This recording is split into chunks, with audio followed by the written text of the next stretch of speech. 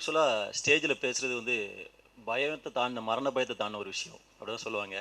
ஆனால் நண்பர்களாக நம்மளை வாழ்த்தி கூட இருக்கும்போது எந்த பயமும் தெரில, எதுவுமே தெரில. எப்போவுமே நம்மளை சுற்றி ஒரு பாசிட்டிவ் வைப்ரேஷன் இருக்கும்போது நாமாவே இயங்கிட்டு இருப்போம். ஆக்சுவலாக இன்றைக்கி சொல்லணும்னா 2017 ஆரம்பத்திலே இந்த படம் ஆடியோ ரிலீஸ் ஆகி நீங்கள் பண்ண கைத்தட்டு எங்களுக்கு இந்த வருஷம் கிடைச்ச மிகப்பெரிய பாராட்டு. இதில் நாங்கள் எங்களோட ஓட்டம் இன்னும் வேகமாகும். ஆக்சுவலாக இன்றைய நாயகன் சொல்லணும்னா அருணகிரி சுவாமிநாதன் சார் தான் சொல்லணும். நடிச்சிருக்கும் செய்தார், அதான் ஏன்னு எனக்கு தெரியலை. அதை அவர் கொஞ்சம் அவாய்ட் பண்ணியிருக்கலாம். பட் ஆக்சுவலாக ஒவ்வொரு டியூன் போட்டும் அதை வந்து டைரக்டர்கிட்ட காட்டி டைரக்டர்கிட்ட காட்டும் போதும் ஒவ்வொரு டியூனும் ஒவ்வொரு நாளும் ஒவ்வொரு மெருகேறும். அந்தளவு ஒரு ஹார்ட் ஒர்க்கர். அவரோட மியூசிக்கு யுகபாரதி ஐயாவோட லிரிக்ஸு அவ்வளோ அழகாக இருந்தது, எளிமையாகவும் இனிமையாகவும் இருந்தது. இதுக்கு எக்ஸாம்பிள் சொல்லணும்னா ஷூட்டிங் ஸ்பாட்டில் நாங்கள் வந்து சாங் ப்ளே பண்ணி மாஸ்டர் சரவணராஜன் மாஸ்டர் தான் கோரியோகிராஃபர். சாங்ஸ் எடுத்துகிட்டு பார்த்தீங்கன்னா அந்த பொல்லாப்பைய சாங் அதுக்குள்ளே செல்லில் ஏற்றிட்டானுங்க, உடனே காலர் டியூனை வச்சுட்டானுங்க. அவ்வளோ பிடிச்சி எல்லாருமே ஹம் பண்ண ஆரம்பிச்சிட்டாங்க. ஒரு டைமுக்கு என்னடா இது இப்படி நடக்குன்னு பார்த்தா அவ்வளோக்குள்ளே ஈஸியாக இருக்குன்னு சொன்னாங்க. அப்புறம் வந்து அந்த சாங் அன்றைக்கி விஷுவல் பண்ணலை.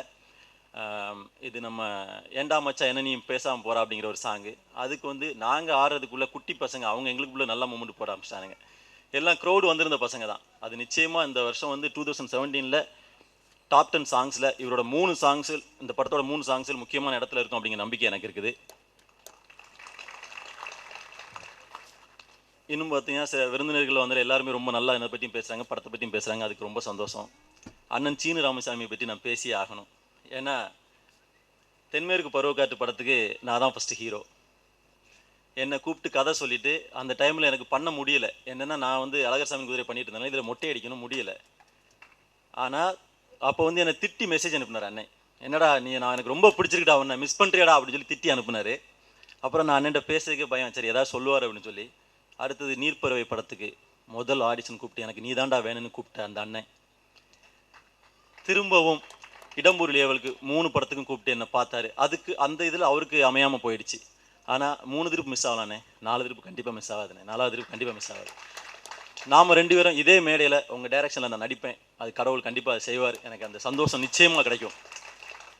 எவ்வளோ இது இருந்தாலும் என் மேலே அவ்வளோ நம்பிக்கை வச்ச உங்களுக்கு நான் அண்ணனுக்கெலாம் தேங்க்ஸ் சொல்லக்கூடாது.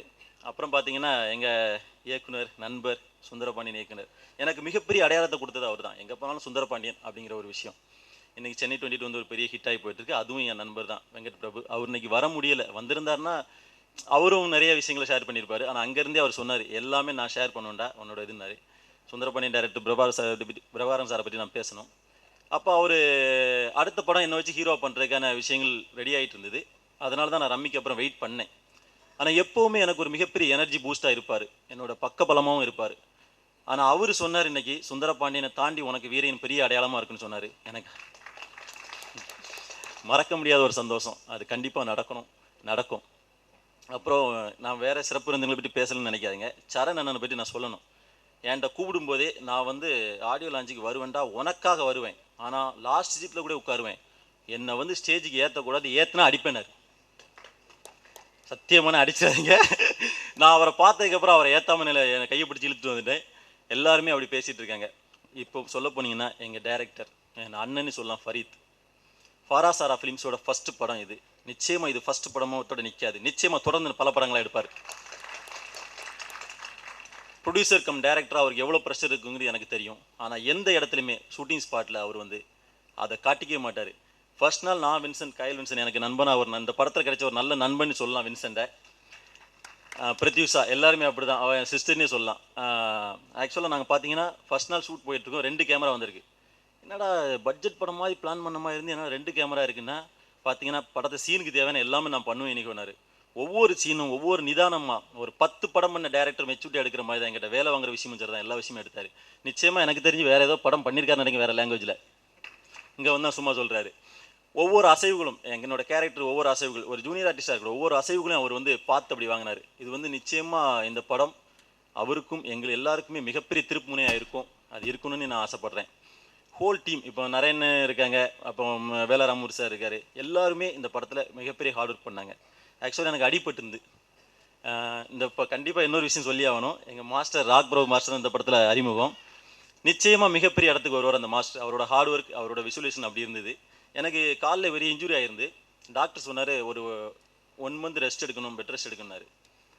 லாஸ்ட் பார்த்தீங்கன்னா ஷூட்டிங் வந்து 1 வீக்கில் முடிய போகுது. இந்த படமே பல போராட்டத்துக்கு அப்புறம் நிறைய விஷயங்களை தாண்டி டைரக்டர் எடுத்து கொண்டு போயிட்டுருக்காரு. நல்லா வந்திருக்கனால எல்லாரும் சப்போர்ட்டை எடுத்து போயிட்டுருக்காரு. இந்த டைமில் எனக்கு பெட் ரெஸ்ட் எடுத்தால் இந்த படம் நிற்கலாம், அதுக்கப்புறம் 1 மந்த் ஆகலாம், மழை வரலாம், லொக்கேஷன் மாறலாம். ஏன்னா அந்த படத்துக்கு மிகப்பெரிய பலமே லொக்கேஷன். எல்லாம் மாறலான்னு அவர் என்கிட்ட கேட்கவும் முடியலை. ஆனால் நான் அந்த வலியோட பெயின் கில்லர் இன்ஜெக்ஷன் போட்டு பெயின் கில்லர் டேப்லெட் போட்டு வந்து நடிப்பேன். ஆனால் ஒவ்வொரு நாளும் லைட்மேன்ஸ் வந்து என்னை கை கொடுத்துட்டு, தம்பி இந்த படம் இந்த வலியை தாண்டி உங்களுக்கு இருக்கும், அவங்க கை கொடுத்து அந்த கை கொடுத்து அதுதான் எல்லா வலியும் மறந்து போச்சு. ஆனால் இன்னைக்கு வந்த இடத்துல நீங்கள் கைத்தினது பார்க்கும்போது அது எனக்கு வலியாகவே தோணலைங்க. அடுத்தது பார்த்தீங்கன்னா ஃபரீத் சார்கிட்ட நான் ஷூட் முடிச்சு போகும்போது சொல்லிட்டு போகிறேன், ஊருக்கு கிளம்புறேன் சார், போய் பெட் ரெஸ்ட் எடுக்குன்னு சொல்லி கிளம்பி போகும்போது என்னை வந்து கட்டி பிடிச்சாரு. இன்னைக்கு அழுகிறது லைட்டாக தான் அழுதார் பிரபு சார், ஆனால் அன்னைக்கு ஏங்கி அழுதுட்டாரு. ஏன் சார் என்னெல்லாம் நடிகை நான் கமிட் பண்ணிட்ட பண்ணி அழுறீங்களான்னு நான் கேட்டேன். அதுக்கு அவர் சொன்னார், இந்த வழியில் இப்படி நடிச்சு கொடுத்தே இன்றைக்கோ நான் உனக்கு என்ன பண்ணேன்னு தெரிலனாரு. எனக்கு ஒரு மிகப்பெரிய வாழ்க்கைக்கு மிகப்பெரிய அடித்தளத்தை அமைச்சிருக்கீங்க, இதோட எனக்கு பெரிய என்ன விஷயம் சார் பண்ணணும்.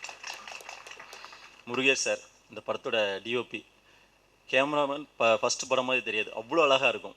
அவரோட கேமரா பார்த்துட்டு மானிட்டர் சில நேரம் பார்க்கும்போது அப்படி இருக்கும், நிச்சயமாக இந்த கேமராமேன் வேற ஒரு இடத்துக்கு வருவார், அந்த நம்பிக்கை இருக்குது. இந்த இதில் டீமில் ஒர்க் பண்ண எல்லாருக்கும், நம்ம ராஜா முகமது எடிட்டர் ராஜா முகமது சாரை பற்றி கண்டிப்பாக சொல்லணும். அவர் இப்போவுமே எடிட் ஷூட்டில் போகும்போது அங்கேருந்தே படம் நல்லா வந்திருக்கு, இன்றைக்கி ரொம்ப நல்லா பண்ணியிருக்கேன் அப்படின்னு இப்போமே சொல்ல ஆரம்பிச்சிட்டாரு. அதெல்லாம் அந்த படத்துக்கு மிகப்பெரிய பலம். எல்லா டீமும் யாராவது மிஸ் பண்ணியிருந்தேன்னா தப்பாக நினச்சிக்காங்க. அப்புறம் என்னோட அடுத்த பட டேரக்டர் பிச்சுவாகத்தி டேரக்டர் ஐயப்பன் சார் வந்திருக்காரு. அவர் சொல்லிட்டார் நான் ஸ்டேஜுக்கு வரல, இன்றைக்கி நம்ம படம் ரிலீஸ்க்கு அப்புறம் வரேன்னு சொன்னார். அவர் ஒரு நல்ல டேரக்டராக வருவார். வந்திருக்க எல்லாருக்குமே என்னுடைய தேங்க்ஸை பண்ணணும். குறிப்பாக ஒரு விஷயம் சொல்லணும், பத்திரிகை மற்றும் ஊடக நண்பர்கள் எங்கே பார்த்தாலும் என்கிட்ட ஒரு 2 வருஷமாக கேட்டுட்டு இருந்த கேள்வி, அடுத்த படம் என்ன தம்பி, நானும் ஒன்று அந்த பத்திரிகைக்காரரும் பேசிகிட்டு இருந்தோம், இந்த பையன்லாம் நல்லா வரணும்னு பேசிகிட்டு இருந்தோம் அப்படின்னு எல்லாருமே பேசியிருக்காங்க என்னை பற்றி. நிச்சயமாக அது என் மேலே வச்சு நீங்கள் அவ்வளோ பாசம் வச்சு பேசின அந்த ஒன்று போதுனே, நான் நிச்சயமாக வருவேன். அந்த பாசம் நான் இருக்கிற வரைக்கும் உங்களுக்கு இருக்கணும். வந்திருக்க எல்லாருக்குமே, எங்கள் அழைப்பு கேட்டு வந்த எல்லாருக்குமே நன்றி, தேங்க்ஸ்.